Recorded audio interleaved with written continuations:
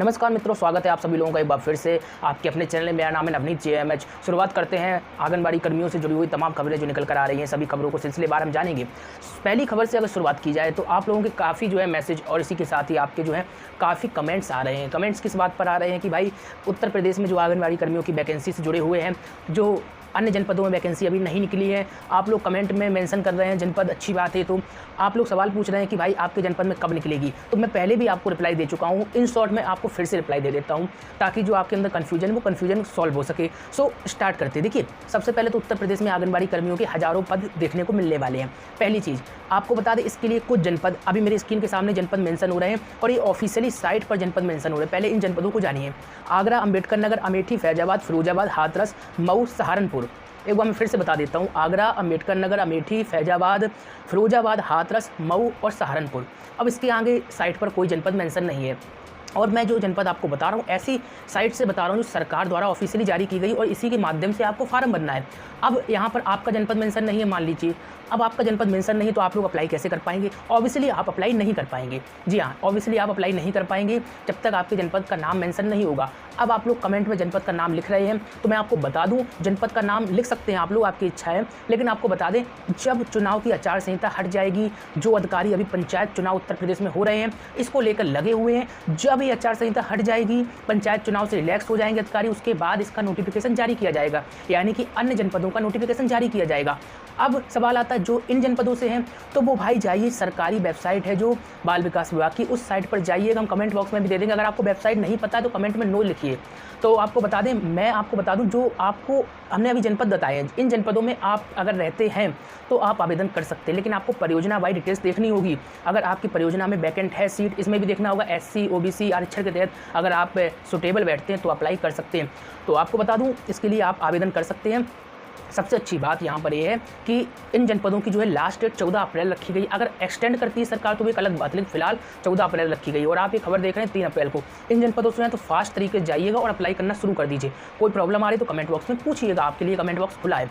साथ ही आपको बता दें, चैनल पर पहली बार आए हैं, न्यूज़ अपडेट लगातार प्राप्त करना चाहते तो सब्सक्राइब करके बेल को दबा लीजिए। साथ ही अगर आपको जानकारी पसंद आए तो लाइक जरूर करिएगा, शेयर करिएगा और ज़्यादा मित्रों को फायदा होगा। चलिए दूसरी बड़ी खबर आपको बता देते जो निकल कर आ रही है। दरअसल अगर एक महिला अगर दूसरे धर्म के साथ विवाह कर लेती है तो क्या उसका सामाजिक बहिष्कार होना चाहिए? मैं सवाल पूछ रहा हूँ, क्वेश्चन पूछ रहा हूँ आपसे, मैं कोई रिप्लाई नहीं दे रहा हूँ। आप लोगों से सवाल है, क्या एक महिला या फिर लड़की किसी दूसरे धर्म से शादी कर लेती है तो क्या उसका सामाजिक बहिष्कार होना चाहिए? कमेंट में बताइएगा। अगर सामाजिक बहिष्कार होना चाहिए तो यस, नहीं होना चाहिए तो नो। पूरा लिखिए, और नहीं होना चाहिए तो क्यों नहीं होना चाहिए, ये भी आपको कमेंट बॉक्स में बताना है। सोच विचार कर आप अपने रिप्लाई दे सकते हैं। अब आता है मामला, क्यों हम ऐसा कह रहे हैं, क्योंकि एक आंगनबाड़ी कर्मी के साथ ऐसा ही हुआ है। ये मामला निकल कर आया, अभी हम आपको दिखाएंगे। यहाँ पर आंगनबाड़ी कर्मी बताया जा रहा है कि दूसरे धर्म से शादी कर ली, इसके बाद इसका सामाजिक बहिष्कार हुआ और सामाजिक बहिष्कार होने के चलते इसकी नौकरी भी चली गई। और नौकरी चली गई जब ये महिला काफ़ी परेशान हुई नौकरी जाने के बाद। ऑब्वियसली कोई परेशान होगा, नौकरी चली जाएगी। तो नौकरी जब चली गई तो इस महिला ने खूब जाकर मेहनत की, दर दर दरवाजे खटखटाए अधिकारियों के, फिर लेकिन आखिरकार इस महिला की जीत हुई। इस रिपोर्ट को देखिए आप। छत्तीसगढ़ के रायपुर से एक खबर आपको देखने को मिल रही है। दरअसल आपको बता दें, अभी कुछ दिन पहले राजनांदगांव के चुरिया क्षेत्र से यहाँ राजधानी तक पहुंचे एक मामले ने मंत्रालय से लेकर सचिवालय तक हड़कंप मचा दिया था। दरअसल मामला यह था कि छुरिया इलाके के बागद्वार गांव की आंगनबाड़ी कार्यकर्ता प्रेमिला कंबर को गांव के लोगों ने बहिष्कृत कर दिया। और किस लिए किया? क्योंकि प्रेमिला कंबर ने धर्म परिवर्तन कर लिया था।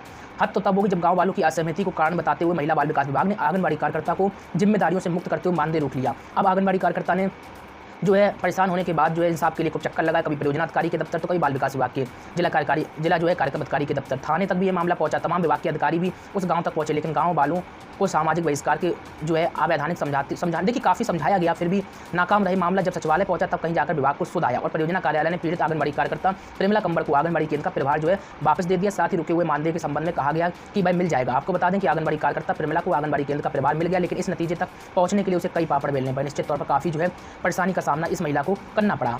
तो बड़ी खबर यहाँ से निकल कर आ रही है। चलिए अगली अपडेट आपको बताते हैं। दोस्तों, दूसरी बड़ी खबर अगर गौर किया जाए, उत्तर प्रदेश में कोरोना के मामले बढ़ रहे हैं, तो इसलिए यहाँ की सरकार ने गंभीरता दिखाते हुए सभी स्कूलों को, यानी कि 8 तक के स्कूलों को 11 तारीख तक के लिए बंद कर दिया गया। अब इसी के तहत झारखंड में भी आंगनबाड़ी केंद्रों को बंद किए जाने की मांग उठ रही है। दरअसल आपको बता दें, आंगनबाड़ी कर्मचारी यूनियन का कहना है कि झारखंड में आंगनबाड़ी केंद्रों को बंद नहीं किया जा रहा है। सरकार से मांग की जा रही है कि आंगनबाड़ी केंद्रों को बंद रखा जाए, ताकि इनमें बच्चे आते छोटे छोटे और कोरोना का प्रकोप बढ़ रहा है, तो ऑब्वियसली केंद्रों को बंद रखा जाए। बिल्कुल बंद रखा जाना चाहिए। सरकार क्या कर रही है झारखंड की, ये बड़ा सवाल है। झारखंड से कोई भी देख रहा है तो हमें जरूर कमेंट बताइए कि आंगनबाड़ी केंद्र अभी भी खुले हैं। तो चलिए इस रिपोर्ट को देखिए।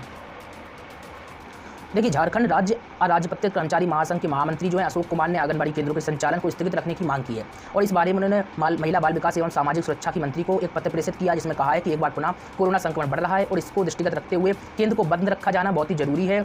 7वीं क्लास तक के बच्चों को पढ़ाई के लिए विद्यालय में नहीं आने का निर्देश जारी हुआ तो दूसरी ओर आंगनबाड़ी केंद्रों को 1 अप्रैल से खोलने का निर्देश दिया गया। इससे अब छोटे छोटे बच्चों को काफ़ी परेशानी हो रही है। ऐसे में कोरोना के खतरे से इनकार नहीं किया जा सकता। निश्चित तौर पर मांग जाए, जब जहाँ पर प्राथमिक विद्यालयों को बंद किया जा रहा है तो वहीं जो है आंगनबाड़ी केंद्रों को खोले रखे जाने का आदेश कैसे रह सकता है। इसलिए बहुत ही जरूरी है कि अब इन आंगनबाड़ी केंद्रों को बंद रखा जाए। इस संबंध में जो है पत्र भी प्रेषित किया गया है।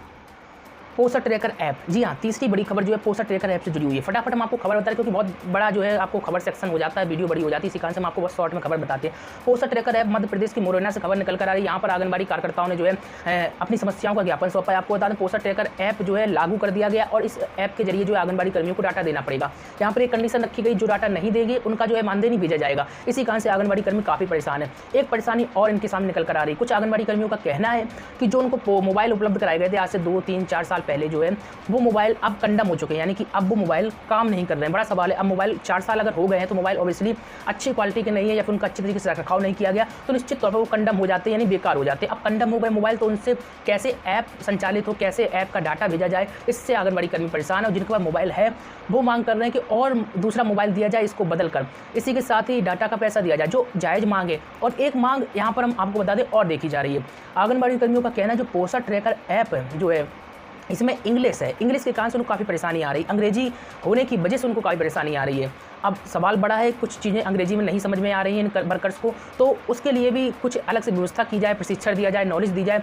अन्यथा की स्थिति में हो सकता है कि डाटा देने की जगह से डाटा देने की सोच रहे हूँ आंगनबाड़ी कर्मी, लेकिन जब उनको इंग्लिश में अंग्रेजी में पढ़ना ही नहीं आ रहा हो, समझ में नहीं आ रहा हो क्या है तो कैसे देंगे। इसलिए बहुत ही अति आवश्यक है प्रशासन अच्छा खासा जो है प्रशिक्षण लोगों को दे ताकि अच्छी तरीके से इनको नॉलेज हो सके। हिंदी में प्रशिक्षण दे, अंग्रेजी में भी बताएं कि आखिरकार क्या लिखा है, तो इनको प्रशिक्षण अच्छी तरीके से देना बहुत ही अनिवार्य है।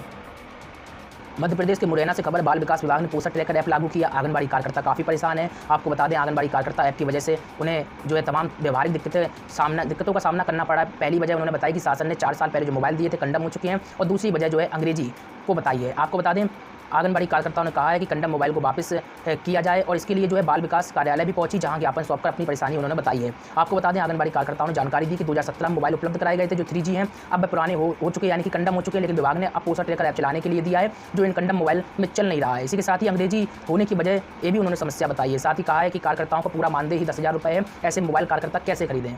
दोस्तों आपने सुना होगा कि उत्तर प्रदेश सरकार जो है पोषण वाटिका लगाए जाने को लेकर आंगनबाड़ी केंद्रों और अधिकारियों को निर्देशित कर रही है। जी हाँ, पोषण वाटिका उत्तर प्रदेश की तर्ज पर अब बिहार से भी खबर निकल कर आ रही है, यहाँ पर भी पोषण वाटिका लगाई जाएगी। इसमें औषधि पौधे लगाए जाएंगे। बाकी सब कुछ आप जानकारी उत्तर प्रदेश की खबरों में प्राप्त कर चुकी है, इसलिए हम इसको डिटेल में नहीं बताएंगे। आपको बता दें बिहार सरकार ने फैसला किया है कि आंगनबाड़ी केंद्रों में पोषण वाटिका लगाई जाएगी और इसको लेकर रणनीति तय हो रही है। अब इस रिपोर्ट को देख लीजिए, आपके अंदर जो सवाल है सभी सवाल जो है खत्म हो जाएंगे।